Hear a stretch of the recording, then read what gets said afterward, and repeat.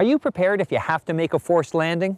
If not, you better think again before setting off, and this is especially important during these colder months. Being prepared starts off with filing a flight plan and making sure that your emergency locating transmitter is operational. Because in the event of an emergency, being found quickly by search and rescue forces will increase your chances of survival.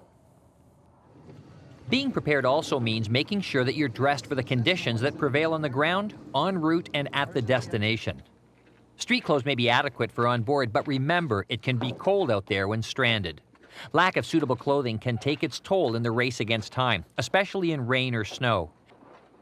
And even getting stuck at the end of a runway can mean a long, cold walk back if not dressed properly, and this includes what you wear on your feet. An essential part of a safe flight is having an emergency kit on board.